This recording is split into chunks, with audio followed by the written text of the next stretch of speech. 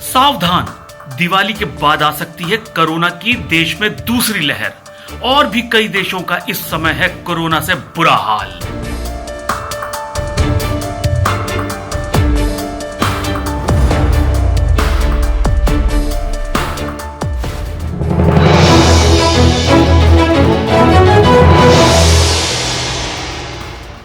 Times के सभी दर्शकों का हमारे खास कार्यक्रम खबरों का पंचनामा में स्वागत है। आज हम बात करने जा रहे हैं कोरोना के दूसरी लहर के डर के बारे में। हिंदुस्तान एक ऐसा मुल्क है जहां पर हर त्योहार महोत्सव की तरह मनाया जाता है। विभिन्नताओं से भरे इस देश में हर महीने कोई ना कोई ऐसा पर्व होता है जो धूमधाम से मनाया जाता है। मगर अफसोस, इस बार कई त्योहार लॉकडाउन में ही बीत गए। मगर अब कुछ बड़े त्योहार का मौसम है और लॉकडाउन भी खत्म हो चुका है।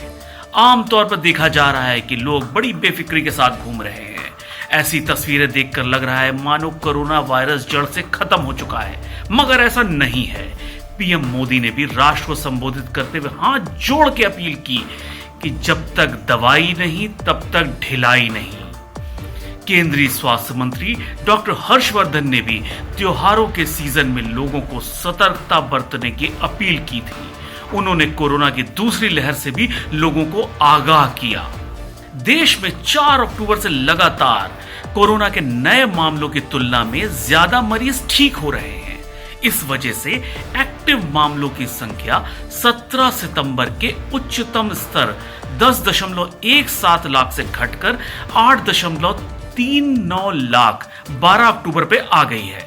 यही नहीं, कोविड-19 से प्रतिदिन मरने वालों की संख्या भी 2 अक्टूबर से लगातार 1000 के नीचे बनी हुई है।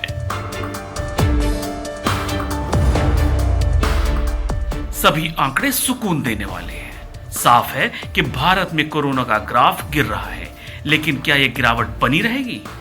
ऐसा राष्ट्रीय रोग नियंत्रण केंद्र की चेतावनी से नहीं लगता। उनका कहना है कि सर्दियों के मौसम में और त्योहारों के सीजन को देखते हुए अकेले दिल्ली में हर दिन 15,000 नए मामले आ सकते हैं। एनसीडीसी की इस बात को इसलिए बल मिलता है क्योंकि दक्षिण भारत के 4 राज्य ओणम और गणेश चतुर्थी से शुरू हुए त्योहारों के सीजन के बाद कोविड-19 की संक्रमण की नई लहर का सामना कर रहे हैं। एक रिसर्च रिपोर्ट के अनुसार 22 अगस्त से शुरू हुए गणेश चतुर्थी के बाद महाराष्ट्र में 46%, तेलंगाना में 50%, आंध्र प्रदेश में 67% और केरल में 65% नए मामले आए हैं। नवरात्र, दशहरा, दीपावली, छठ और क्रिसमस त्योहारों के समय बड़े पैमाने पर लोगों के यात्रा करने के बाद बाजारों में निकलने की पूरी संभावना है। इसे देखते हुए कोविड-19 का संक्रमण फिर से बढ़ने की आशंका है। केंद्रीय स्वास्थ्य एवं परिवार कल्याण मंत्री डॉक्टर हर्षवर्धन ने भी स्वीकार किया है। रविवार 11 अक्टूबर को संवाद कार्यक्रम में उन्होंने कहा, त्योहारों के मौसम में कोरोना के संक्रमण का खतरा निश्चित रूप से अधिक है। अगर हम इस समय पर ज्यादा भीड़ भाड़ करेंगे तो बड़ी मुश्किल में फंस जाएंगे। लोग मास्क पहने और सोशल डिस्टेंसिंग का पालन करें, तभी खतरे को कम किया जा सकता है।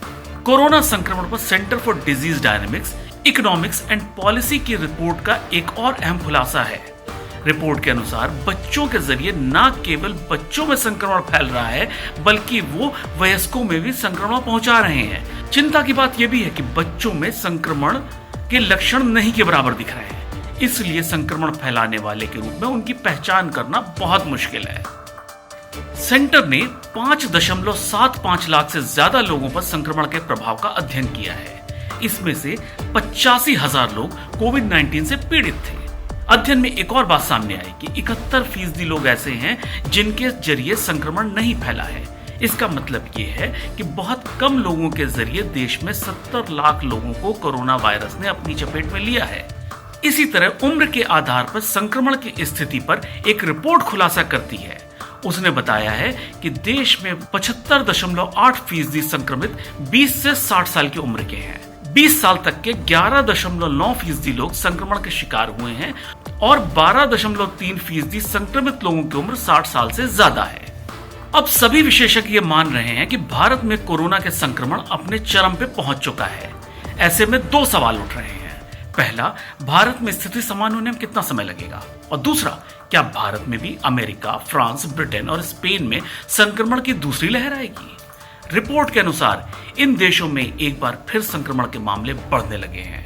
हालात ये है कि ब्रिटेन में संक्रमितों की संख्या 6 लाख पार कर जाने के बाद दोबारा लॉकडाउन लगाने की बात हो रही है। ब्रिटेन सरकार के सलाहकार पीटर हॉबी ने कहा है कि बढ़ते मामलों को देखते हुए एक बार फिर राष्ट्रीय लॉकडाउन लगाया जा सकता है। ऐसे में आगे क्या होगा, इस पर डॉक्टर जॉन का कहना है कि हमें यह कतई नहीं मानना चाहिए कि गिरावट का ट्रेंड है तो बीमारी खत्म हो गई है। हमें सर्दियों में और त्योहार के मौसम में बहुत ही सतर्क रहने की जरूरत है। तो आज के लिए सिर्फ इतना ही। इंतजार करिए खबरों के पंचनामा के अगले एपिसोड का, क्योंकि यहां हम रखते हैं हर खबर पे पैनी नजर। नमस्कार।